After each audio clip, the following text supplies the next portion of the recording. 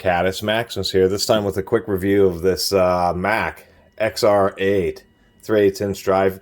This is, I guess, what's called semi-classic. This is like a 30 or 32, maybe 36 tooth ratchet. Traditional batwing pawl design. But it's actually not a bad Mac ratchet. People don't like the low tooth count of these, and that's probably the biggest thing that's changed, but Mac still has similar reverse levers. And overall, not a bad ratchet. I think the detent could be a little bit stronger, but I guess it's not too bad. Of course, Mac is owned by Stanley Black & Decker, which of course owns Proto. And surprisingly enough, like some Protos, the switch is actually in a recess. And that's one of the first things I noticed and I really liked about it, is it's really pretty low profile, pretty durable, not likely to break on you or anything like that. We know it's a batwing pawl design because the switch is physically connected to the pawl, not like modern floating pawl designs. And that's probably what has caused this to go away, was simply not enough tooth count. Which, high tooth counts are certainly nice, but it's if you're working on import cars or automobiles, then yeah, tooth count really is going to be important on a daily basis. Many other industries, no. Having coarser teeth just generally means that they're deeper teeth, and you just get a little bit more reliability out of the ratchet. This one didn't come out perfect. We can see the grinding was a little bit too far here, so the plate kind of sticks up a little bit. Screws don't go all the way through the plate, which I wish they would. That's, I think, is a little bit of an oversight, because they'll hold on a little bit better if they actually had full engagement. Otherwise, nice knurled handle. Pretty good chrome plating on this unit. We can see it's...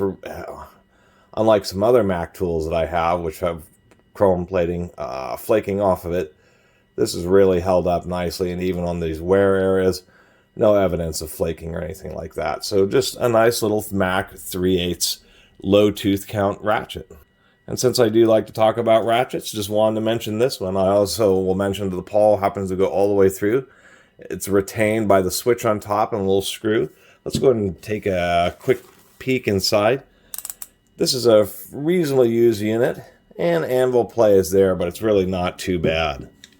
So I've always liked this, I call it a Williams style, batwing pawl style ratchets, just because they are reliable. They really are. They kind of stand the test of time. That's the easiest way of saying it. These are not Torx, these are Phillips head / slot head screws, which I also appreciate. So if you do strip out the Phillips, you can still use a straight screwdriver on it. And this one's, surprisingly enough, has already been greased. I'm trying to keep the pawl in there. And there's something that would set this apart. Definitely some red grease in there.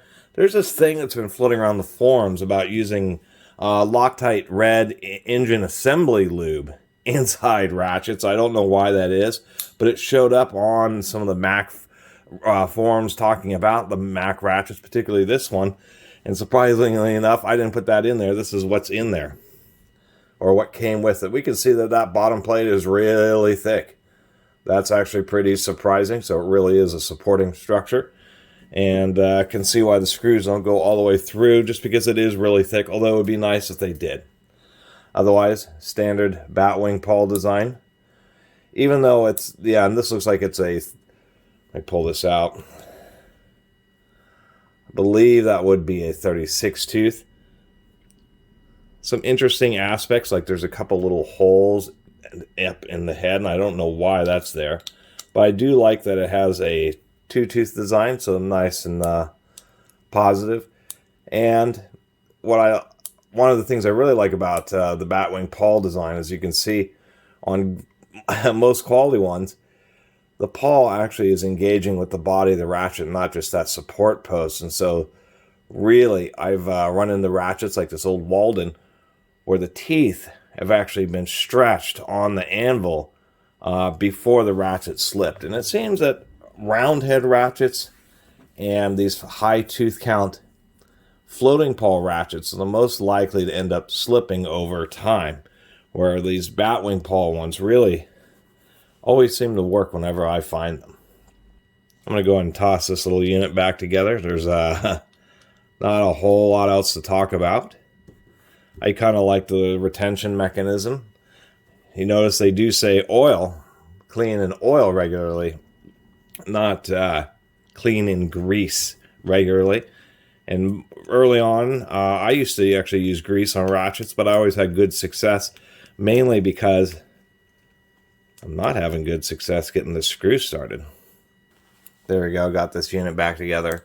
And grease actually works fine in coarse tooth ratchets, but when you start getting into the floating pawl ratchets, the grease ends up being sticky and can make them lock up, or cause that same stickiness can cause the pawl to actually get kind of not glue, but it kind of gets stiction to the anvil, and so it can also cause reversing. So I've learned my lesson. You really use a light oil on ratchets. Makes it easier to clean up when you're opening them up.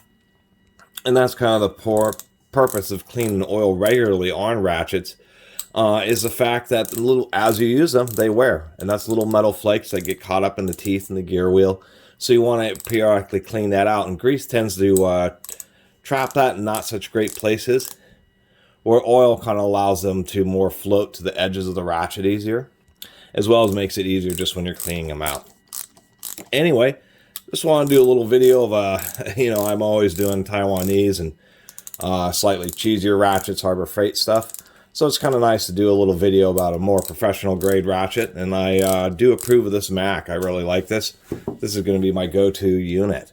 I was having trouble getting that screw started because of this defect here. When I was holding the plate, it was actually cantering it, so I couldn't get the screw started.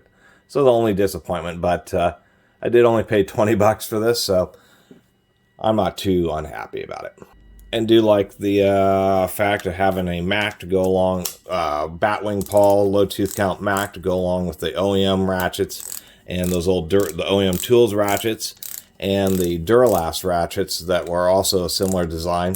I really like them, but I think the reverse switch on this is really much better. Even though it can be a little bit of a challenge flipping this, it's better that way when it's recessed because it just offers so much more durability. I've seen quite a few ratchets with broken switches, and that usually happens from a fall. They usually are landing in gravel or just a rough concrete surface, happens to hit just right, and boom, breaks the little tab off your switch. The other nice thing about having switches that are low profile is you can take the ratchet and set it on its back. It's not a big deal, but it's kind of nice to be able to do that, or when you're setting it down maybe by the socket, that the ratchet doesn't always want to fall over. Anyway, I really appreciate everybody who's been watching and subscribing. And if you haven't subscribed, please do. Until next time, Caddis Maxim us out.